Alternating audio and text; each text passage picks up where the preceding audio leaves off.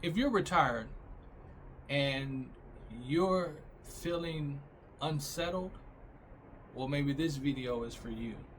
I mean, I did what they say, at least I think that I did everything right. I mean, I retired responsibly. I retired intentionally. I planned, I started out about um, a year planning for my retirement. I really got serious about 6 months before retirement, but I planned it out. And on paper, retirement looked, it made sense. I mean, financially it made sense. The timing of it made sense. And so I pulled the trigger and boom, I retired. And the question I'm asking myself now is, why do I feel the way that I feel? I mean, it's not about money. I think it's a little bit something deeper. And I want to talk about that. I think it's purpose. I do. I think it's purpose. Retirement, it just didn't remove the job. For me, for you, if you're retirement, and even those who are thinking about retirement, it's not just going to remove the job. Retirement removed a daily routine. Retirement removed structure. Retirement removed the feeling or the responsibility of being needed in a specific way. I mean, if you've been on your job, you've been working at a company for 20, 25, 30 years, you have a structure. You get up every day at the same time, some of us at the same time for 20 years, and the day that you retire or the moment that you retire, all the months and the weeks after that, that structure, that routine, it's out of whack, so it's not just about the paycheck. That structure, that identity, when you retire, it's gone. Now, it doesn't mean that you didn't like your job every day. We have some days at work, some months and some weeks that we feel like, man, I'm tired of this job. I'm ready to get out of here. It's enough for me. Doesn't mean that we are ungrateful, right? And it doesn't mean, what I'm talking about doesn't mean that retirement is failing. Doesn't mean that it's failed at all. I think it's just it's a way to look at it differently. I look at Michael Jordan. Michael Jordan, when he retired, he was at the top of his game, and money was not an issue, right? His legacy was not an issue when he retired, and yet and still he came back. He came back. So you have to ask yourself, why did he come back? I would say it's because that purpose, that drive, that determination that's on the inside of him. He's been doing this for, playing basketball, right, for years and years and years. And we've been on our jobs, and you've been on your job for years and years and years, at the point, and you retired. And now once you retired, all of that responsibility, all of that pressure, all of that being needed, all of that the role that you played for 30 years, that drive, it just doesn't go away overnight, right? For years, people knew me by my role at the airport. People knew me for my responsibility at the airport.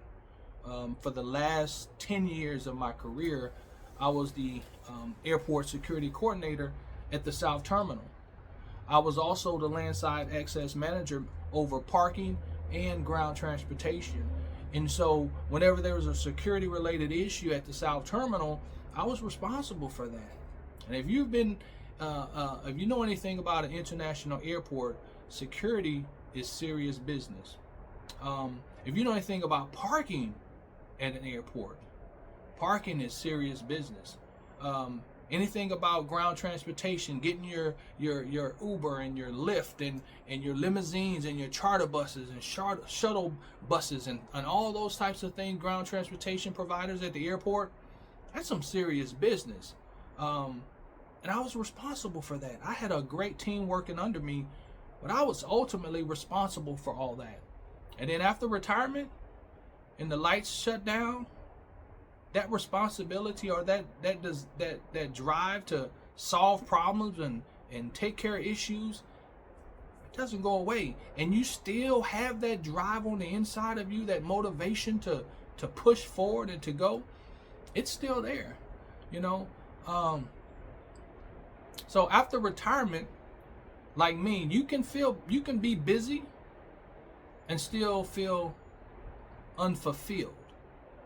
You can still be doing things in your retirement and not have that fulfillment that you had from the 20 or 30 years when you were on your job. And you know, you can still feel that pressure.